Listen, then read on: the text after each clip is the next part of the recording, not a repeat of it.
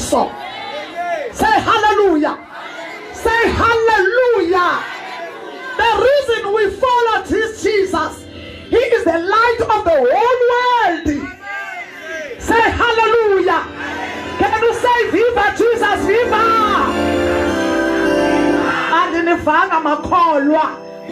Viva long live. Can you say viva Jesus, viva?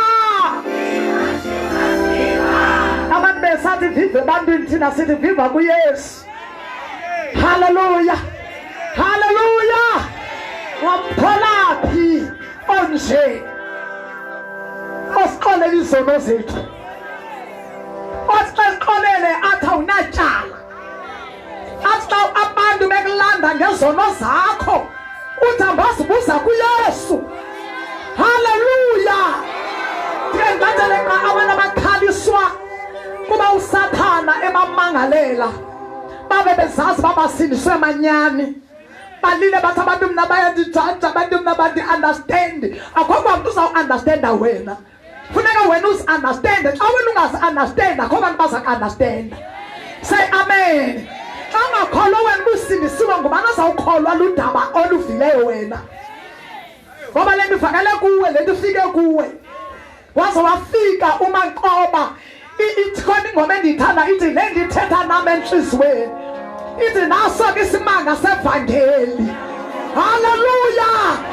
Awungena ngulo waseCalvary uyathetha ngaphakathi kwakho.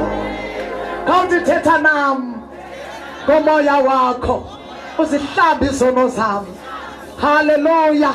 Mandibulise kumpostile uduka ngegama lenkosi uYesu. Ndibulise bonke abakhonzi bakaThixo abakhona endlini. Ndibulise bonke abantwana benkosi, indlalifa zamazulu, i-overcomers. Ndibulise i-overcomers. Ndibulise i-overcomers endlini. Hallelujah. Kutheni le nto abantu kufuneka beshunyayeziwe? Ngoba ukholo alukho ngaphandle kovizwi. Uyandiva? Kunento singenawo ngena kule ndawo sithandaze, sinqule, siphume. Funa sivizwi from elisuka kuThixo. Kungoba yonke le mihla uThixo sawuhlangana ufuna kumnawe ukongeza ukholo. Because the Bible ithi faith comes by hearing the word of God.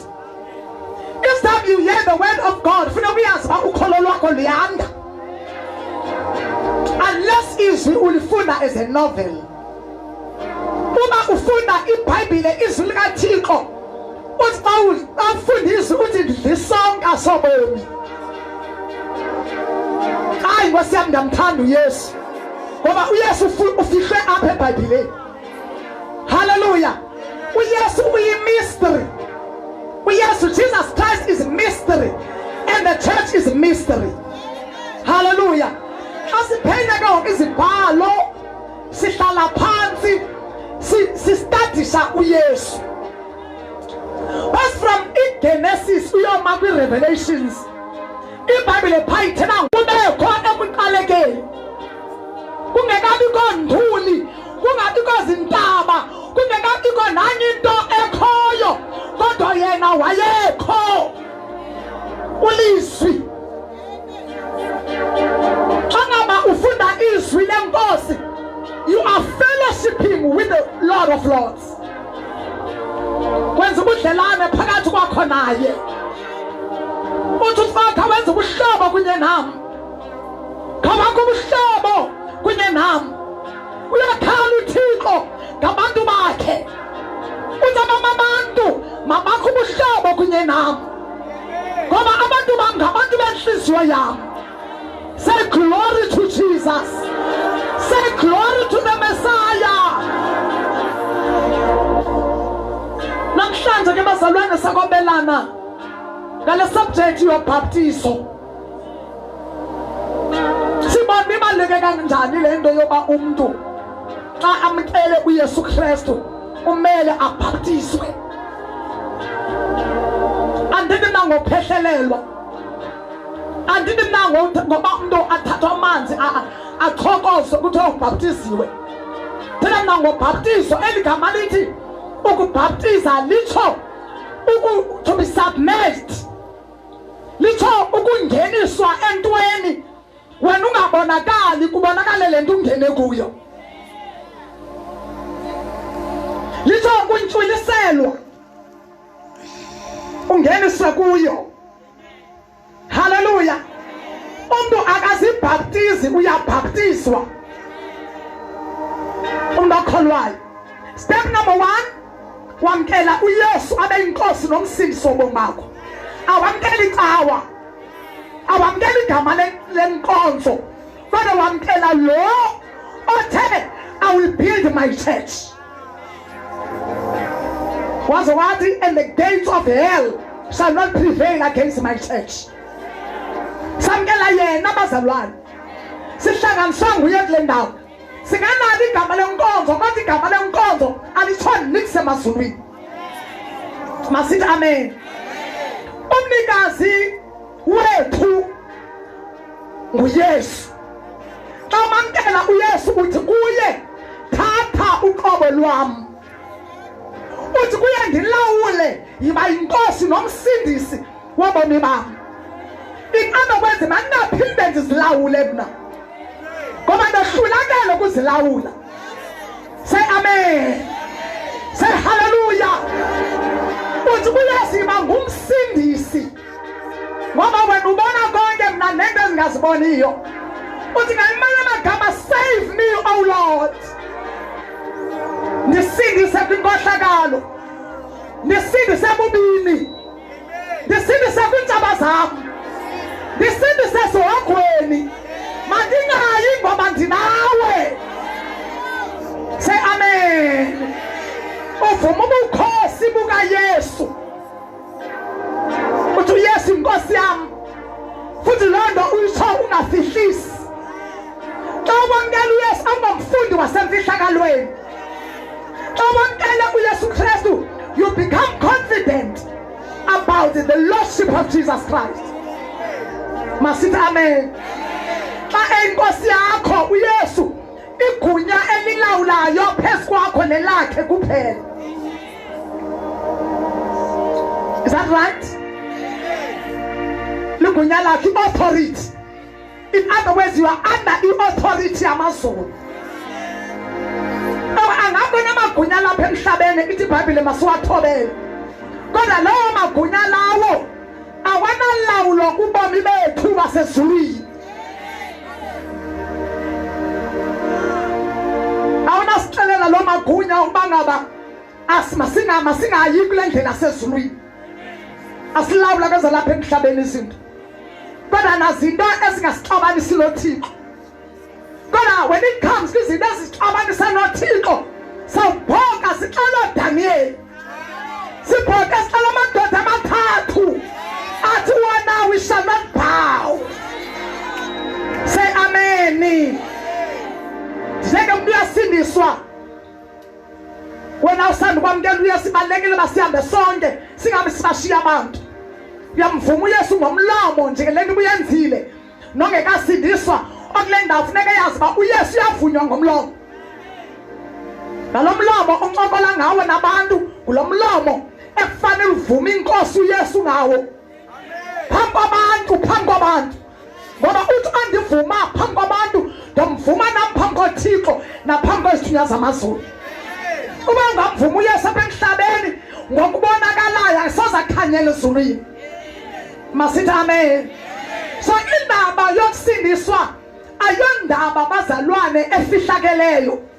Ayondaba azathi umuntu indaba yam, abanye abantu is none of their business. Awukwazi ukutsho. Wasifuneka abantu bakubone uba usindisiwe. Ithi iBhayibheli xa ubani ekuKristu usisidalwa esitsha. Wena abantu bangqine xa umamkela uYesu bathi ubani sibhidwe nguye usuke wabamtsha. Hallelujah. Ufana nemoto engakhange yahlalwa mntu ethemba egaraji umuntu wayo abene confidence, this is my new car. uyesu njalo kwenza mtsha thatha umuntu omdala amlahle pha bathe ngoku akupheleli ekuthini umvumo uyesu abe inkosi nomsindisi wakho kuphela funeka ngoku ubonakalisa intobeko thatha lonke icebo likaThixo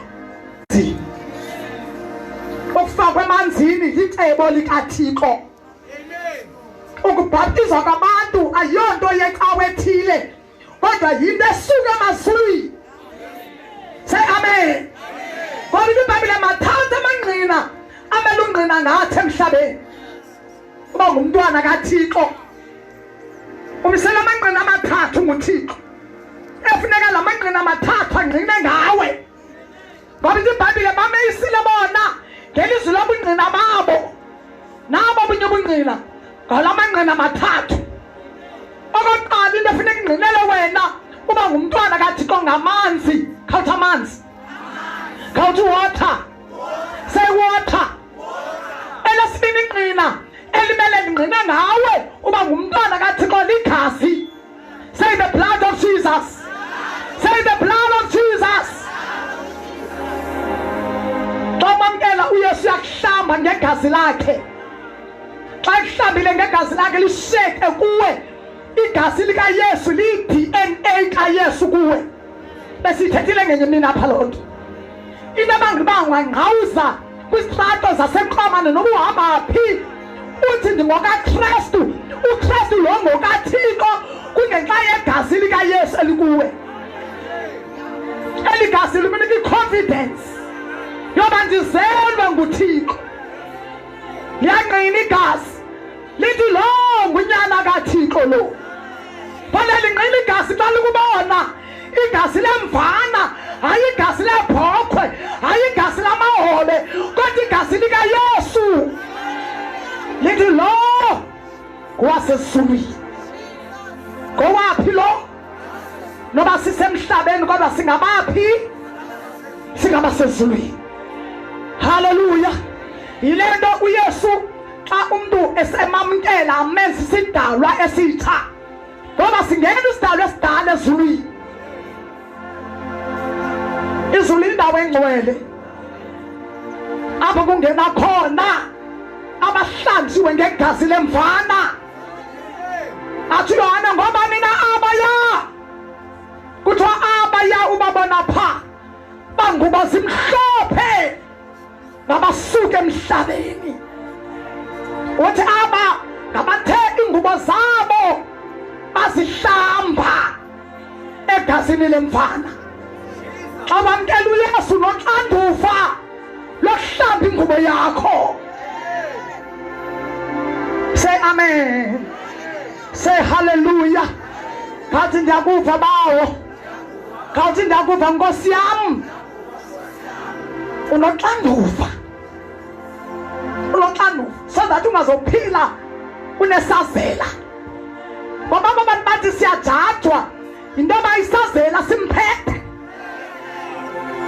ngoba xa ngaba umuntu engaxela ngento uyenzile xa loo nto ungasayenza kubethi nodwa kuwe ngoba uyazazi izono zakho zinjengempumalanga entshonalanga uyayazi uba hayi wandigqibela ndinjalo andiphiki ndandinjalo kodwa ndisisidalwa esitsha ngoku khathazeka abantu xa ngaba bangathi bakujaja kodwa wena sukudubule ngetestimony haleluya ngoba siyilwile igazi nenyama say amen say glory to Jesus say glory to the Messiah siyahlanjwa ke bazalwane because ezulwini akungena umuntu omdala abo siyakhona esiculela ngoma sisiyakhona ezulwini funa ukuculela ngomunyani silibuyaya saze lakho sakho siqinele ba yabona each and every day ubami bami ndibubeka phansi kuYesu ndiyavuma amatyala am each and every day ngoba andilazi ixesha azofika ngalo azothatha umphefumulo wami mandihlale ndisisulumko ndithi mabala onke Nkosi yami susa mama lo ongangcolisa umoya wami susa, mama lo ongangcolisa umphefumulo wami susa Nkosi susa. Uthi uDavide ndihlambe ngehisophu yasezulwini. Haleluya. Wenze njalo umntwana kaThixo uphila ubamba kuhlanjwa. Xa mamkela uYesu uyakuhlamba, uhlamba inhliziyo. Ngoba inhliziyo ngumkhohlisi, ikhohlisa nomnikazi wayo. Hlamba ntoni uYesu? Inhliziyo. Ntoni ihlanjwa yabazalwane? Inhliziyo. Inhliziyo yomntwana kaThixo kufanele ihlambuluke. Ngoba utshilo uYesu ngokwakho wathi banoyolo abahlambuluka inhliziyo. Haleluya. Into abangela abantu umntamba obulala omnye umuntu inhliziyo ayihlambulukanga. Into abangela abantu barepha abantu intoba ingxaki isenhliziyweni. Inhliziyo yakhe yamthatha imbeka apha umuntu, angathi umuntu ehlela apha enkonzweni kanti inhliziyo isekapa. Mkhohlisi isiBhayibhile. That is why kufanele ihlanjwe, ihlanjululwe. Dala ngaphakathi kwami Nkosi inhliziyo entsha nomoya omtsha. Haleluya. Ilento uthi uthi ndoba nika inhliziyo entsha nomoya omtsha. Ngoba uthi ngumuntu owenza ezintsha. Behold, I'm doing a new thing. Say amen. Say hallelujah. Kufanele ihlanjwe ke lenhliziyo. And then xa lenhliziyo ihlanjiwe, lo muntu lana axelela uba ngustep 1 lo omthathile wokuza kuYesu. Wenze kahle uzelwe ngokutsha. Wenze kahle uyindlalifa yamazulu. Wenze kahle ngumabelwana ngobizo noYesu. Kodwa ndisephi?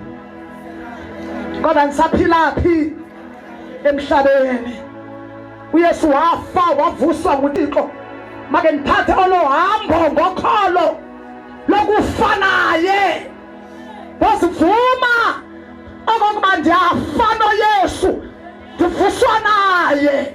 Say amen.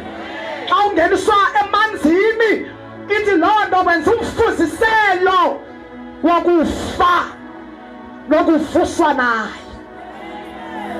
Uyayivuma loo nto nasemanzini so that amanzi akungqinele. Athi lo into enziwa inkosi yakhe naye wayenza. Ngoba le nto yobhaptizo noYesu waya kuYohane wathi Yohane ndibhaptize. uYohane ebhaptizele nguqukweni. Say amen. Bonke abamvayo uYohane, abafundi bakaYohane wathi sabe bafumene baluva udaba balamkela, wabe sethi kuYohane nimele nibhaptizwe ukuze izono zenu zixolelwe. Xa ndibhaptiziwe ndofakwa emanzini ndiba ne-confidence ngakumbi yoba ndixolelwe, ndisisidalwa esitsha. Loo nto sibavimba ilungelo lokuyazi uba ubomi babo bukwezasemazulwini indawo. Ngoba xa uphuma emanzini uphuma pha uqinisekile ndisisidalwa esinjani esitsha, ndifihlwe noYesu kuThixo kwezasemazulwini indawo. Noba lapha emhlabeni unalo ilungelo lokuthi andithakatheki ngoba ndifihliwe.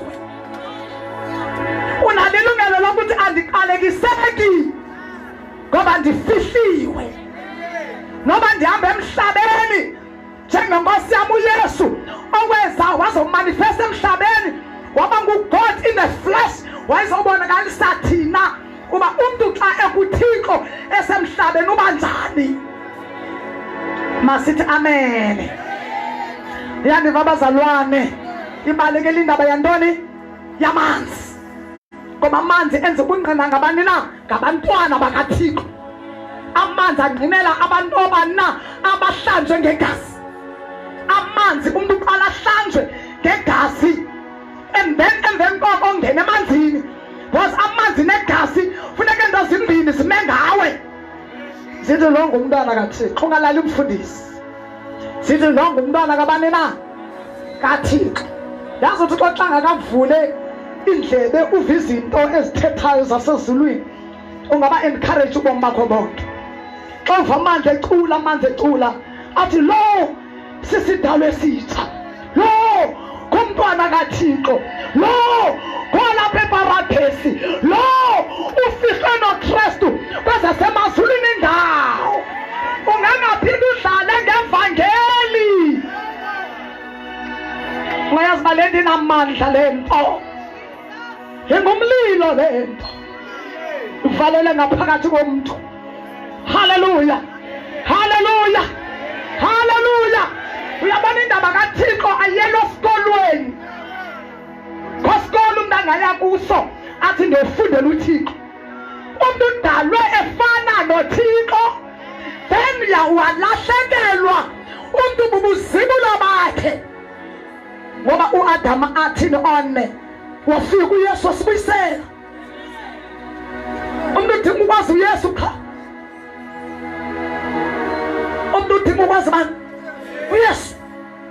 Uthi yasichaza wabo uthi Thixo ngiyathandaza ukuba bakwazi wena Thixo, uba kuphela koThixo inyaniso. Aqo bathi noKristu uYesu. Amen. Owamthumayo. So funeka sihleli nje sithikathikana. Lofuna ukwazi lento singeneyo. Uba enhleke ndingenwe yintoni? Nami ndisiyana xamba ndima ndizazi. Ndilahlekele kuzazi. Sasuzazi. Sasuzazi xa ungenwe yile nto. Ngoba wena ufile kuphila yona.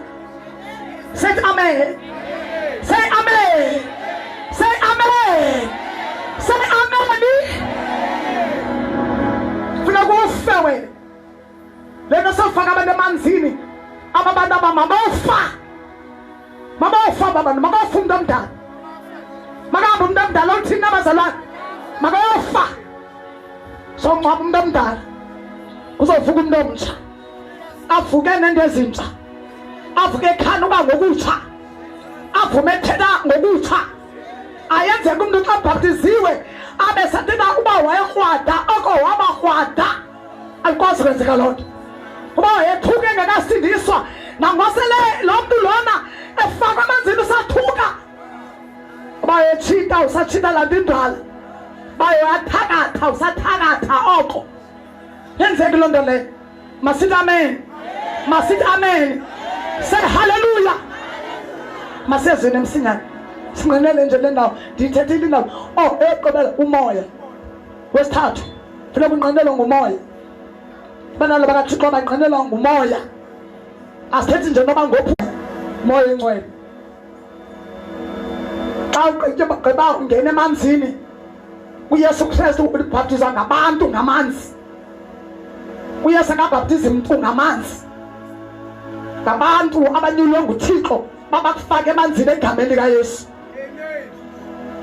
Noma uYesu pha ethe hayi Nkosi yami hambani kulo lonke nibashumayeze, wathi egameni loyise nolonyana noMoya akathanga emagameni. Ifunde kahle ngoba sinengxaki nabantu abathi iBhayibhile ithi mababhaptize abantu egameni loyise lonyana noMoya. Elo igama likayise nolonyana noMoya linye, ligama elithi Jesus. Masithi amen. Ngoba linye igama esinikweyo, elinikwe amazulu, elinikwe emhlabeni naphansi komhlaba, ligama likaYesu.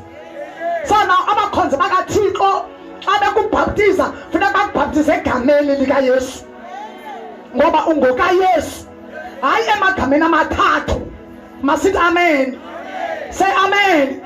Ithi iBhayibhile nantoni esiyenzayo egameni likaYesu, noma kungokwenza noma ngokuthetha, loo nto izakwenzeka. Sinikwe igama, sinikwe ngamagama. Sinikwe ntoni? Igama. Umuntu ubhaptizwa phi?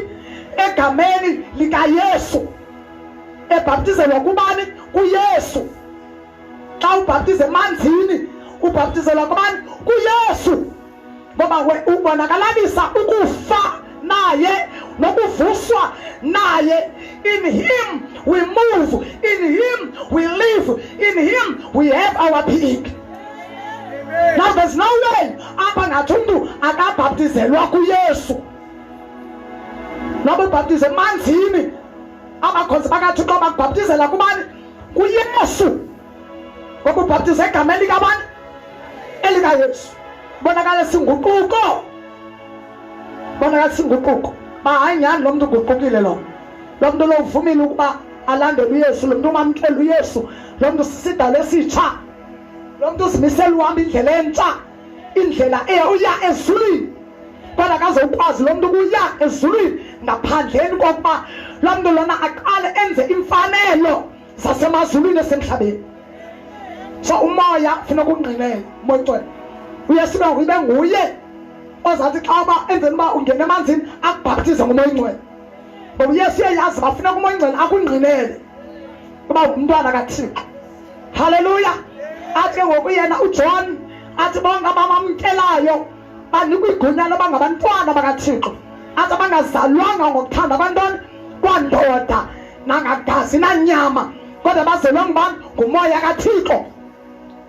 Uthi ke lo muntu lona uma emhlabeni athi ndizelwe ngumoya kaThixo ngoba ndinomoya kaThixo. IBhayibhile bonke abanomoya wenkosi ngabenkosi. Le nto funeka umoya ongcwele uYesu akubhaptize ngomoya wakhe. Funeka kubekho into engqina emoyeni wakho, ingqinelane. Funeka kube khona into engqinelana ngaphakathi kunye nomoya wakho uba wena ngumntwana kaThixo. Noba abantu bangakuphikise uthi ndiva ngaphakathi. Noba bangathi abantu hayi naye na uthi ewe ndiva ngaphakathi. Into engqinela ngaphakathi kwam uba ndingowasezulwini. Namanzi ayangqina ngam ngoba ndidlule emanzini. Negazi liyangqina ngam ngoba ndihlanjwe ngegazi lenkosi. Masithi amen. Hallelujah. Say hallelujah. Uthi kulo muntu secangwa kangalali. Uthi ungalali ukuthandaza. Ndifuna izipekisi zami ke ngoku. Masekwincwadi kaJohn kaMatthew chapter 3 verse 6 colors. Oh. Chapter 3 verse 6. Chapter 3 verse 6. Usifundele msinyane ngeBhayibhile esiXhosa. Babhaptizwa nguye eYordani apho bezixela izono zabo. Ke. Ngobani abo? Ngobani ababebhaptizwa? Ngababelivile ilizwi. Ngababetheni? Akabhaptizwa umuntu ongalivanga ilizwi. Umuntu ufuneka ave izwi ayobhaptizwa. And they were baptized of him in Jordan, confessing their sins. Umuntu xa yobhaptizwa phaa funeka avume ntoni? Izono zakhe. Kaloku la baptizo lenguquko. Baptizo lamanzi lobonakalisa inguquko, intobeko. Inguquko yoba ndiyayitshintsha idirection, ndiyayitshintsha the way yokwenza izinto, ndiyatshintsha, ndiyavuma ba andizophinda ndihambe ngendlela ebendikade ndihamba. Andizophinda ndihambe ngendlela babe ngixutha izipathi zabantu. Ndiyavuma ndiyohlukana nokuxutha izipathi zabantu. Kukho abantu abathi balindele ukoyiselwa nguThixo abe sithi uThixo uthunywe ndim na mama wenze le nto. Ngoba uThixo yena akathumi mntu ekoneni. uThixo ufuna umuntu qha oguqukayo agqibashiye. Kuyaguquka, kuyathwana, kuyashiwa. Hallelujah. Njengoba ngesimane senalo mthandazo apha enkonzweni we-repentance, ayithethi ukuthi loo nto abantu mabaphinde bokwenza ezazono. Ithi le nto ndidanile ngenxa yezono endizenzile, mhlawumbe ezinye zazo ndaphazama kodwa ndiphinde ndizenze. That is repentance. Uba uphuma apha uzocela uxolo kuThixo kunye nathi xa sithandaza, ugqine uphinde uphume apha uyobulala abantu, ithi loo nto awuguqukanga. Inguquko ikude kunawe. Say amen. Uba ngumntwana bona ungafuni ubona umntu onento entle oyifuna kuwe wedwa, xa uguqukile le nto ithetha ukuthi umele laa nto yomona, ushiye umona. Say amen. Ndiyaguquka, ndihamba ngendlela entsha, ndenza ngendlela entsha. Baguquka bevuma ntoni? Izono. Abantu ababhaptizwayo ngabantu ngoba yena sizono zakhe funeka ngaye emanzini. Mandiphinde ke le ndawo, mandiphinde. Umuntu azimiseleyo onegaqa lenhliziyo osixelayo uba mna ngetshiki yam asoze ndiguquke, sondiyeke le into. Noba ngafane kuthweni ngoba ndikandisika khona uzawusika wena. Kodwa ithi loo nto ungakulinge uzibhanxe okanye uzidisive ngoba uhambe uyokwenza ubhaptizo lenguquko ngoba wena alukufanelanga uba ufuna uguquka. Baptizo lamanzi ubhaptiza lantoni? Lenguquko. Masitsho andinivanga makholwa, andibavanga abantwana bethetha, nabantwana basi-teenagers bayabhaptizwa because bamamkela uYesu asezingqondweni. That is why umntwana noba uyi-teenager noba umncinci xa ngaba evile izwi loba uYesu uyamkelwa acela uxolo kuYesu, lo mntana lowo ulindelwe nguYesu uba atshintshe the way of doing things. Ayongena emanzini abesidalwe esitsha, bangqina ekhaya bathi lo mntwana sisidalwe esitsha, bathi lo mntwana into ezindala zidlule kuye. Haleluya. Uba umntwana bethuka abazali bakhe ethetha kokwabo kugqibele yena xa engenwe nguYesu oyinto yasezulwini onizulu ngaphakathi kwakhe, xa engena emanzini ukulindelekela mntana athini atshintshe. Bathi abazali le nto yolusindiso iyanceda, sibone kulo mntana wethu iyatshintsha umntana, tshintshe nasesikolweni. Ootishara bakwazi ootishara badilishana nabantwana abangakholwayo bagqibe badilishana nomntwana othi usindisiwe. Kumele kubekho umahluko phakathi komntwana osindisiweyo nomntwana ongazangiyo noThixo. Masithi amen. Ngoba umntwana osindisiweyo ungenwe nguThixo. Umntwana osindisiweyo unohayi ngaphakathi kwakhe. Nentombi esindisiweyo akho mntu apha olipolisa ozahamba epolisa abantu uba uyalalana kwakho okanye awulali, kodwa le nto uyamkelela ipolisa lakho. Wamkela ipolisa, uYesu lipolisa. Oxa uqala ukuthi ubuqhele uthatha ibhiya, xa uqala ungena ethaveni uthatha ibhiya, ikumangale le nto ingaphakathi ithi wenzani? Ithi wenzani ngoba ndingaphakathi kwakho yaye mna ndondliwa ngebhiya. Masithi amen. Fanele abantu baxelela usindiso lenyani lokwahlukanisa umntu nezono. Masithi amen. That is salvation, that is salvation, that is salvation, that is salvation. Hallelujah. Abantu bavuma ntoni? Izono. Izono ziyathwala, ziyavunywa, ziyashiywa. Kanti izono ziyavunywa, ziyashiywa.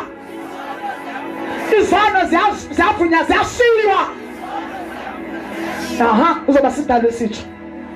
Nawe uve noba kuyashunyayelwa noba kushunyayelwa phi ukuba le into ndigqithe kule phase, ndiyambulela uThixo ngondigqithisa kule phase, ngoba laa mntu andizothi kwabantu abathi hayi mna ukwekwa mna.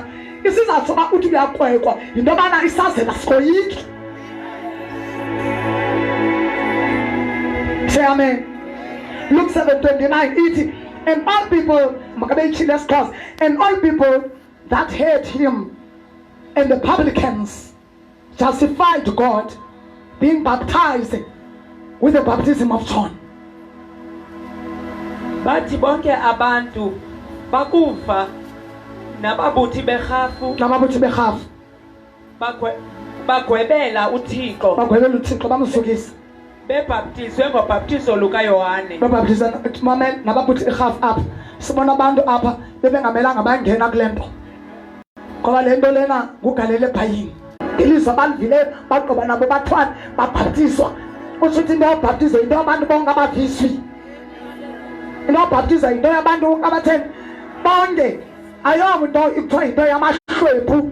Kubekho abantu abakuthiwa yi-high class. Uthi xa kana high class, masithi amen. Uthi xa kana low class, uthi unabantu bonke. Uthi xa akana high class, uthi xa kana low class, uthi unabantu bonke. Hallelujah. Ngoba uthi wena uthatha isihlwembe ezaleni alihlalise namanene, and unene kuthi xa bona bunene okokuba umntu abe noThixo, obona bunene ke kuThixo. Masithi amen. Obona bunene kuthi xa ukuhlambuluka kwenhliziyo. Masithi amen. Obona bunene kuthi xa igama lakho libhalwe encwadini yobomi. Masithi amen. Babhaptiza bonke, uthi ubhaptizo inguquko yabantu bonke. Noba unemali, khomliza imali yakhe izamngenisa ezulwini.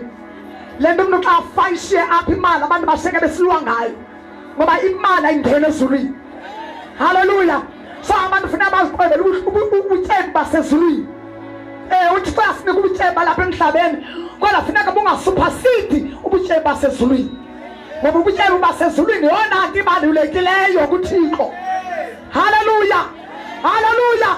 Ile nto iBhayibhile ithi banoyolo abangamahlwempu ngomoya ngoba abo bantu abawuhluthiswa.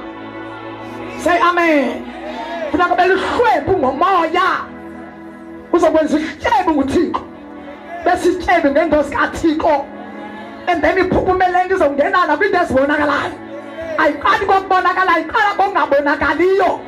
Iqala eva uAbraham wengenanto uAbraham phuma kwakhe kwilizwe lakokwabo waphuma ngumpha othutywa walahlwa ngoba wavu uThixo wahamba noThixo. uAbraham wahamba endleleni engenanto engenamntana engenanto kodwa kwathi ngoba ethobele uThixo ethubele uThixo wamsikelela ngento zonke. Kuqale okamoya kuqale kuAbraham uthobele uThixo kuqale kuAbraham alingwe nangulo Thixo amthobelayo amvavanye nangonyana lo wakhe. Masithi amen. Then bagqibela ezasemhlabeni wasuka womngama wanento zonke wanama-esile wanenkomo wanenkamela wanamakhonzo wanamakhonzazana. uAbraham endlini kaAbraham kophuma kungena abantu. uAbraham wasefwa ngabantu kodwa kaqalanga wasefwa. Masithi amen. Say glory to Jesus. Mark 10 verse 48. Shekele 10 minutes. Mark 10 verse 48. Uthi yena. And he commanded them to be baptized in the name of the Lord. Then prayed they him to tarry certain days. For the prophet. Verse 48. Baye abaninzi bemkhalimela ukuba athi tu. Hayi Acts 10:48 funda prophet. Kwakukhalima ngokule ndawo. So sibe nokhalima tule. Isense Khalima tu namhlanje. chapter 10 verse 48. Wamisa ukuthi mababhaptizwe egameni lenkosi baza bamcela ukuba akhe ahlale iintsuku ezithile. Mamelani ke bazalwane. And he commanded. Ifundisele ngelo khama. Ubhaptizo is a commandment. Umyalelo. Akubuza uba uyafuna nokubhaptizwa. Xa umamkela uYesu. Mhlawumbe nje umuntu ayinamanzi. Umthetho wami mnandi wathanda amanzi. Khamba nomasibatsha wethu. Hayi thina ekhaya singabantu bomlambo. Xa ukuKristu awungumuntu womlambo. Ungumuntu kaKristu. Uyadlula ekuthina ube ngumuntu wantoni? Womlambo wezidalwa. Uyadlula ku level yezidalwa. Uye ku level ye creator. Owno yi creator. Abantu bathi thina ekhaya singaba ngamajola. Xa unoYesu wamanyani usinswe nyani uyadlula kula level yenyoka. Amen. Hallelujah. Anomvango amen endlini. Anomvango amen wamakholwa. Uyadlula kula level yenyoka. Ngoba la level yongaqondi. Akho sidalwa esimele siyande owner. And owner sisidalwa. Noba ekhaya lami engiphuma kulo bangathi bona bakholelwa kwinews. Ngabe news mina ndingoyinews. NgokaKristu. Amaxesha ongazi bewayeke ngamabomu. Kodwa ngoku yala abantu bonke. Kuba xa inyani sifikile kubo mbathi move on nenyaniso. Awukwazi uhlala okokoko uhlale kungazini because kungazi kuyabulala. Masithi amen. Now lento iqala kuwe wena uzikhombe uthi mina ndamkela uYesu ngokaKristu. Then i-commandment yakhe phezu kwami yoba mina mandibhaptizwe. andizothi amanzi ndawoyika because andisenanto endiyoyikayo, andinanto endiyoyikayo, ngoba ikhona le ngoma esiculayo ithi indalo yonke ithi amhlekazi.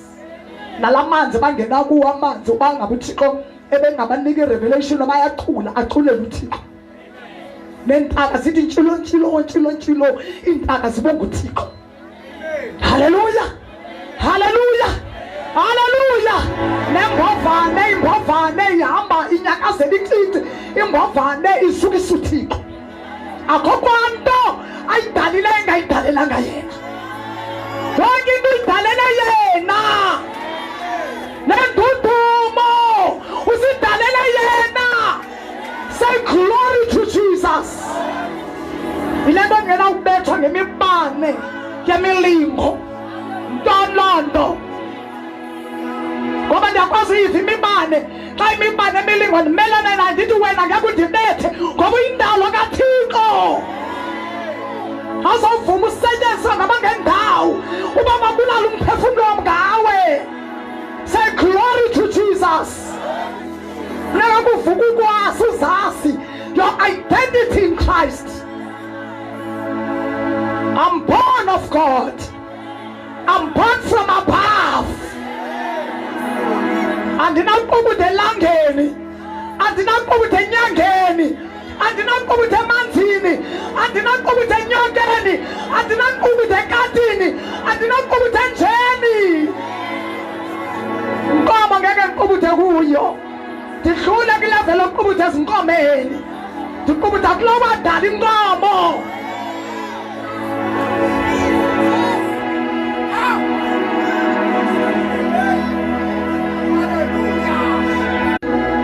Na izinto abaziqubutayo bayeke baziqubuthe, wena suziqubutha. Futhi baxele ngembeko ukuba mna ndingumahlulwa wenkosi. Baxele uba mna I'm born again, I'm born from above, I'm a royal priesthood. Mzi wam ndinganenzela nantoni, kodwa kandincede nje ngale indawo. Ndiyacela nindikhulule kule bhisi. Ungaxabani noThixo ngenxa yabantu. Usungakulingoyika abantu ukugqitha kuThixo. Omnye umuntu esimele umoyika kuThixo, abanye siba respect. Say amen. Andithi uzawuya kuba unodlame, kodwa uzawuya kuba upeaceful, uzigcwele uthando lobathanda. Uyibeke indaba yakho uthi mama notata, noba ngumntwana uthi tata nomama. Ngoba abazali into engixakayo xa abantwana bephuma ngefestire baye badle umntana ungxamile, ndisimncamile. Kodwa umntana xa asindisiwe bathi abona lo mntana samhlamba, kodwa kabantu bazamhlamba ngoku bephuma ngefestire. Uyibone nje into kaThixo njani.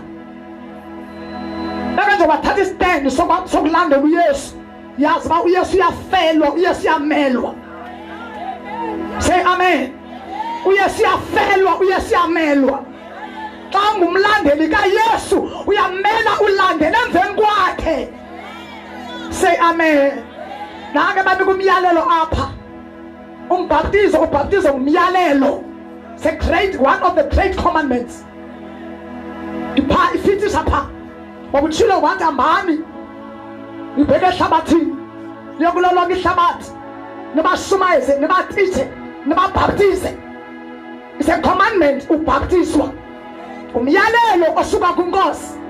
Nabakhonza bakaThixo uveli kubo, kodwa ngumyalelo ovela apha ezwini ulizwi. Masithi amen. The word of God esiphila ngalo. Wakulingisa ukaThixo lenza into engento. Wale kuxela abantu basizidenge neziyatha abathi iBhayibhile yenziwa ngabelungu. Wakulungu uyenze lonto into endiyazi mna iBhayibhile noba yayize nabani ilizwi likaThixo. Khaya fika kubantu abamnyama bengakwazi usifunda umpukane. Bengafundanga bengakwazi ufunda. Bayithatha bayibeka pha. Bakhathwa ngoba say amen. Wakulinge izwi likaThixo lenza into engento. There's no word of God, there's no Bible. Akho Bible kuye kuyikhona ngoba kuwe ikububomi. Say amen. Say amen. Ningamava baba prophet babuxoki but there's no Bible, but there's no Jesus. Jesus is alive. Say amen. uYesu inkosi, uYesu uyalawula. kodwa uyesu ulawula ebomini bomntu omvumayo. Say amen. Oh Nkosi yami ungcwele incede masiye kweyandulelo egqibela. Jesus. Jesus. All right. Mandisifunde zonke ezilandelelana. Acts 19 verse 4. Then said Paul, uthi Paul ngoku, Paul ngoku John. Acts 19:4. Paul said, John verily baptized with the baptism of repentance. No Paul engqina lotho. Because eBhayibhelini into ofuneka bengqine ngamangqina amabini okanye amathathu sibone lo ndinyana. Na omnye engqina apha uPaul kuba ekuneneni uJohn baptized them with the baptism of repentance, saying unto people that they should believe on him which should come after him, that is on Christ Jesus. In other words, njengoba nje uJohn wayebaptiza esithi guqukani ngoba ukhona ozemveni kwam. Amen. Kodwa usuke wabaphambi kwam. Amen. In other words, wayitshenene izindlela yenkosi ukuze inkosi xa ifika abantu beyilindele beyazi uba inkosi iyafika iyeza, and then abantu mabaguquka abantu ngoba uyesu uze nabantu abaguqukayo, ufuna abantu abaguqukayo. Masithi amen. So naye aba uyengqina into yobana wathi xa ebabhaptiza abantu uYohane ebaxelela uba aba bantu aba mabakholwe kulo oza emveni kwakhe, that is Christ Jesus.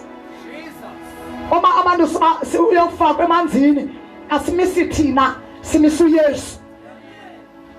Asimisi thina. We are not preaching ourselves, we preach Christ Jesus. Our message is Christ Jesus. Abantu abashumayelayo sembene wari omathixo kuba ngasanguye bangasanguye ndimqonde kahle uba uyasimisa lo nguye, imessage ngaye. Our message is Christ. Say amen.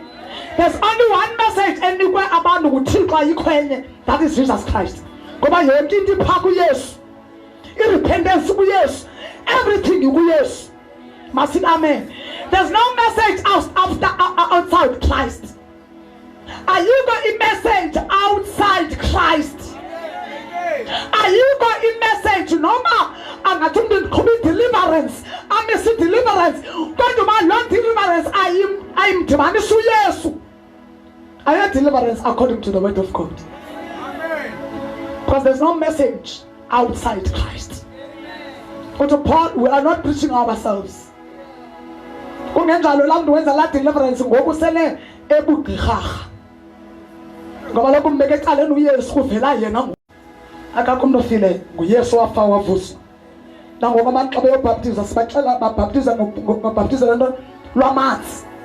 Then ke mamazi lo othi makubhaptize ngamanzi nguYesu. Umuntu omise ubhaptizo lwamanzi ngubana ndiyasezulwini. Kuba funeka amanzi angqine uba wena umntwana waphi wasezulwini. Amen. Athi ngoku Matthew 3:16, and Jesus when he was baptized, na uYesu naye baptizwa ke ngoku. Then sibaptizwe noYesu lo ngoba weza uYesu emhlabeni engu-God manifested in the flesh. When Jesus came on earth, he came as God manifested in the flesh. He was God. Ezasiveza ebantwini wamanifesta enyameni. Hallelujah. When he was baptized, Jesus was baptized, went up straightway of the water. Waphuma uYesu. Cela nijonga apha kum ndifuna ukwenza lo mfanekiso. uYesu Kristu xa ebebhaptizwa uYohane, mose umuntu ubhaptizwa ne ufaka umuntu musube kanye not kasithathu not kathathu not kayi7. Ngoba uYesu wafa kanye wavuka kanye. Akafaka kathathu uYesu, akafaka yi7 Yesu. Lento umuntu abantu sibafaka bekanye sibonakalisa ukufa nokuvuswa noYesu. Now nangoku uYesu ebhaptizwa ngubani? uYohane ebengavumi noYohane ukumbhaptiza uYesu kuba emazi ba umkhulu kunaye. Wathi uYesu, no Yohane ndibhaptize kuze kuzaliseke isibalo isibhalo. Ngoba lokhu uYohane wayephuma kwindlu yabaLevi, uYohane wayephuma kwindlu yabapriest. uYesu wayengenabhaptizwa ngumuntu ongaphumiyo kulaa ndlu yabapriest. Masithi amen. So wathi uYesu nibhaptize uzokuzaliseka intoni umthetho wambaptiza xa ke ngoku ephuma emandleni kuthiwa yena waphuma up straight uYesu Kristu kwabe sekukrazuka ntoni izulu kwabe sekufuleka izulu lahla ihobe umoya ingcwele njengehobe umoya ingcwele akalahobe umoya ingcwele ubonakala xa ithanda ngaloo ndlela angazi manifesta ngayo umoya ingcwele uThixo wathanda umoya ingcwele manifest as a tough xa linguThixo obona ihobe uthi nangu umoya ingcwele nabantu ababona imibono xa bebona ihobe bangathi apha kweli masikhonze amahobe asikhonze kwahobe asinalo nehobe kweli bani khona abantu ababhidisayo khona unyamama wakafika kudala ngona saqala uqala iministry uThixo sele incedile uThixo i-doctrine sound wafika lo mama esenza umprofeti neqaye xa agqiboshumayela ngelakhe wayezama uimpress abantu bayena ungumprofeti ngoba bakhona abantu abanjalo mos bakhona abaprofeti benyani siyabana ne wazomake wathi ucela uthetha ndathi umoya ingcwele inceda uzoba lo mama uzothina ntoni and andikwazi nomalela uyaqala nofika abantu andikwazi umalela noma wathi ngela xesha bekuworshipha bantwana bakaThixo bona amahoba amathathu amahoba amathathu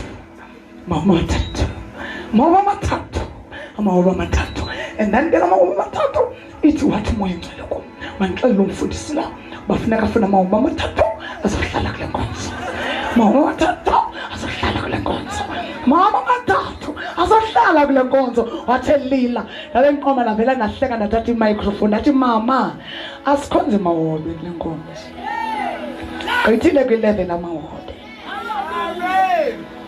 maybe when I understandanga umbono ya-interpretwa asinawo amahobe mama sawundo khangela amahobe ihobe lalapha linye nomoya ingcwele naye kalohobe wahla njengehobe sinomoya ingcwele ozimanifesta ngendlela athanda ngazo umoya ingcwele angazimanifesta in the form of a fire umoya ingcwele angazimanifesta in the form of a cloud umoya ingcwele angazimanifesta in the form of the wind umoya ingcwele angazimanifesta kuloo form athanda ngayo as a lightning umoya ingcwele angazimanifesta nangeyiphi indlela ngoba ungumoya then xa izimanifesta i-manifestation leyo yepresence yakhe ngoku ndayithetha phi mna into yobana ndizule kule town ndihambe ndibamba amahobe awuthiwa ndiphambene na ngoku ufuna undingqwakuzelisa lo mama uzondingqwakuzelisa ndambonisa uba mama andiyi kweso sikolo sobuxoki ngamanye amagama ndandizama ukuthi kuye you are a liar amen zange baphinda libeke unyawo lwakhe ngoba ubona uba lo akalahlekiseki ke lo umama le nto kubalulekile ibhayibhile siyazi siyifunde siyidlele enywancwadi isongwayo masithi amen nawuke umontshele phaya xa uYesu ebhaptiza nguYohana wahla in the form of a dove why in the form of a dove because uThixo ifuna bonke bambone uba uYesu unomoya kaThixo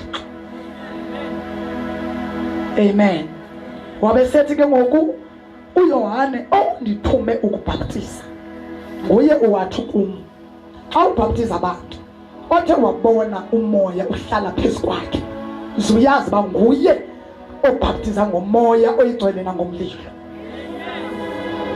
otherwise there's no servant of God ebhaptiza abantu ngomoya oyingcwele nangomlilo nama ndikwazi uthi mpostile ngandibhaptize ngomoya oyingcwele naxela the chief apostle Jesus Christ ngoye obhaptiza abantu ngomoya oyingcwele xa mbona uba lo mntu guqukile nyani lo mntu unalo igazi lam lo mntu ukhona ufuna undilandela lo mntu undilambele umlambele uThixo lo mntu sisidalwa esitsha agqiba uYesu ongabonakaliyo ngoku kodwa ukho speaking in tongues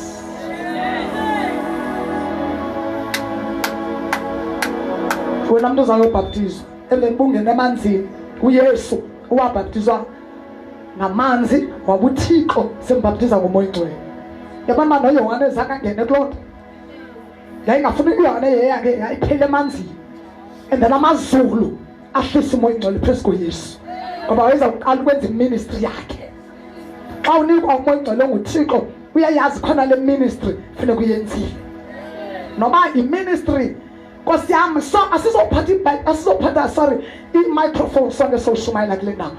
Kodwa ikhona iministry ozayenza ngoba nomuntu oyi-asha funeka abe kunomoya kaThixo. Uthi uPaul khangelani kuni amadoda agcwele ubulumko agcwele umoya ongcwele bengawo alungisele ezitafuleni.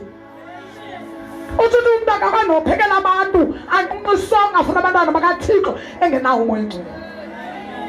Ngoba uzangena ngomoya kaSathana ngenye imini athathe ipoison ayifake phaa. Yonke into umoya ongcwele, yonke iministry.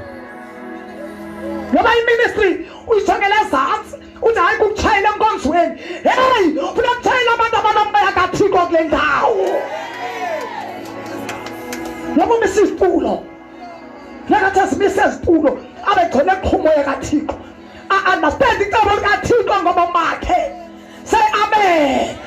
Nabantu abaphethe abantwana phaya, abantwana i-royal kids abafundisa abantwana bethu. For God's sake, unamagcwele umoya kaThixo. Say amen. Nabantu amabherayo. Sangicela amabhera mina bazenzela ndiyamnqana nje uba bandibagxithise ndithi yekani. Kodwa ke ndabayeka ngoba umuntu ministry yakhe. Kodwa funeka yazi uba umuntu xa amabhera umuntu akadinwa kayeki. Uyabayi amabhera forever. Say amen. Say amen. Uhambe uyojonga amabhera zikaDavide. Ngoba xa amabhera yomntu ithi leyo nto iyamkhusela lo mntu amabherayo. Awuyenzi le nto yenzela ubonwa ngabantu. Kodwa le nto yenza unto the Lord. Yenzela usuku likaThixo. In other words, ngumphathi wekhaphu yomkhosi kaThixo. So that ingabikho nabani ongamnika amanzi. Kuthi kanti kukubani ophakathi kwethu onguJudas ongagaleli into amanzi ukuze umkhosi kaThixo afe before time. Ndiphethe lo mkhosi kaThixo. Bagada abakhonzi bakaThixo. Afuneka umkhosi kaThixo abe puffed up athi andifuni umuntu usondele ecankwam. Ngoba iyathanda ukugqotha lo mntu uthi xa mbekela ubaphathi krele lokhusela yena. Say amen. Nabantu abanjalo bamele bagcwale umoya kaThixo. Say amen. Okugqibela nci 1 Corinthians chapter 10 verse 2 to 4. Khayifunde ke prophet le. Ogqiba uvala iBhayibhile yakho.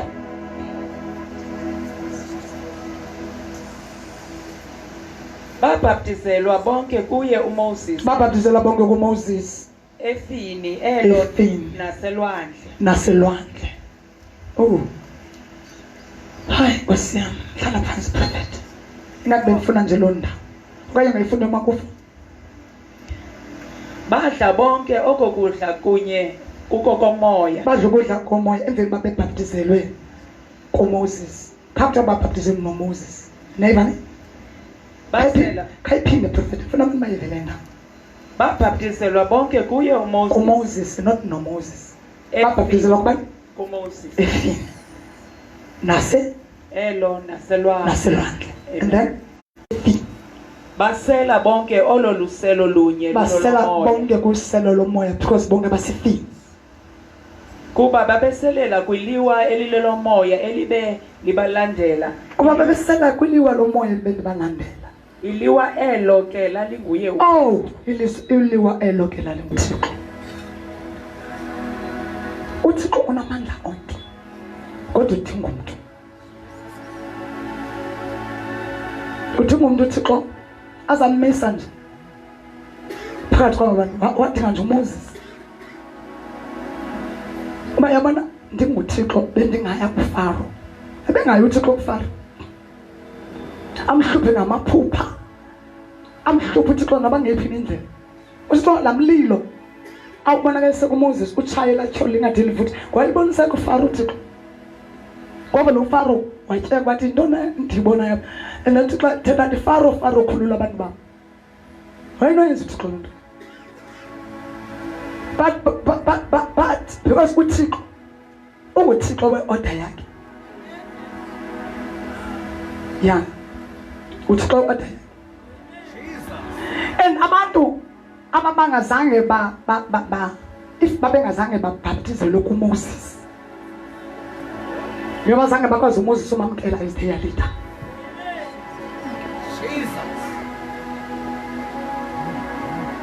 Because Moses was the type of Christ. Umele uThixo ngenawubonwa. Yi-ambassador. Yi-representative.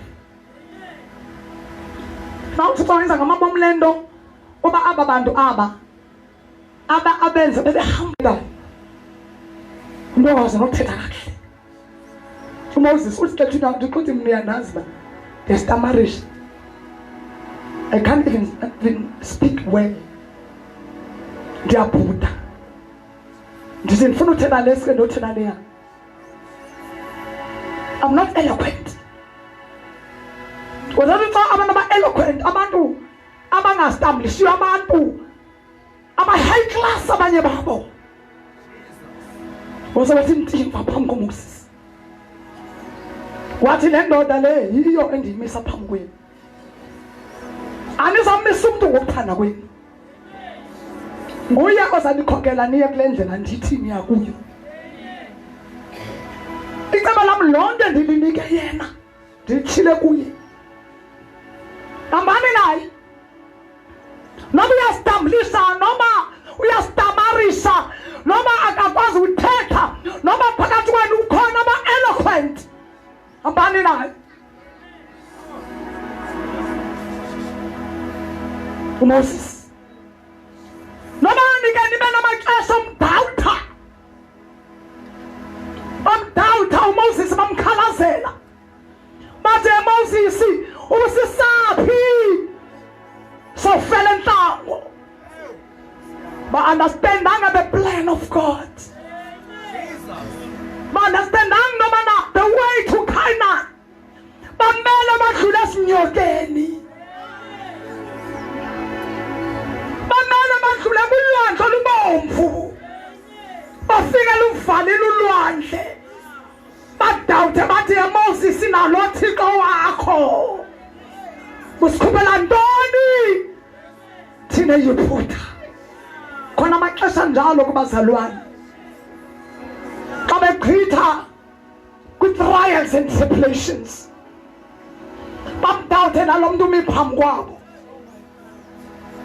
Bathi ayiboni nithi usaphethe yona. Intonga ngabe isekhona nesandleni. Hallelujah. Hallelujah. Wabayeka uThixo bafa indlala. Balamba. Wabayeka abancane. Wabayeka uThixo. Because ayifuna uMoses a-perform a miracle. Bawukhala bathi Moses, you are our leader.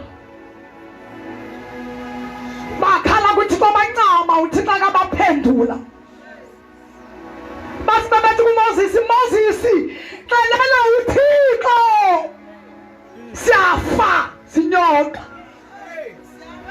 Wathi ukuba kuMoses yenza inyoka yobhedu, a type of Christ. Wathi nyusa uYesu phakathi kwabantu, phakamisa inyoka. Hallelujah. Ungaziphakamisi wena. Ngoba unawo amandla obasindisa abantu. Awunalo icebo laba bantu bangatyiwa zinyoka.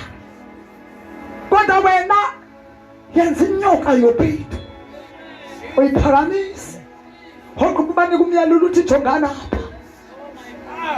Baxelele indawo yokujonga. Mama kajongi kuwe kodwa ba-pointed to the snake. Lendela soza kodwa mnandi umuthi ubandazi ntonye uyihleka. Say amen. Babhaptizela kuMoses. Otsho uthi noMoses wakhona elifini kunye nabo. Abantu uthi ubabhaptiza nenkokheli, ababhaptizela khona ubhaptizela amanzi, khona ubhaptizela kamoya, khona ubhaptizela inkokheli. Khona ukuze bathi abanye beyikhanyela beyidibisela ngamatye uthi unotshe nethe yami inkokheli. abantu abakwazi imeli inkokheli yabo ngabantu abasefini kunye nayo. Ayivakali nalento. Jesus. Abantu abasefini. No Moses. Abantu abanika focus. Yaba build up unto the Lord. Focus unto Jesus. Moses uthwele uxanduva laba bantu. Ngoba uba uMoses nangoke engazange ukungena kwilizwe ledina kungenxa yaba bantu. Bakhala kuMoses, uMoses wabetha kabini. Betha bakalo latho, libetha even twice. Ngoba una pressure yabantu. Abantu fanele bangayiniki pressure inkokheli. Abantu fanele baniki pressure inkokheli. Inkokheli fanele iphunyuzwe isibilini ngabantu ekunye nabefi. Jesus. Abantu abahamba nenkokheli yabo efi. Abantu abayiboni into ngapha ya. Abayiboni into ema-enticer la ezweni. Ngoba ifocus yabi lapha. Sikule boat. Sikulo mkhombe. Udriver kwaye nguYesu. Kodwa xa nguYesu kukho lenkokheli. uYesu uthi xa sifuna ukuthi kuye athi ndininikile umuntu. Mhlonipheni. Kodwa ningamoyiki noyika uThixo. Mhlonipheni yena ngoba ndigalela into zami kuye. Say amen. Kodwa there are some breakthroughs. Uthi xa thixwaka.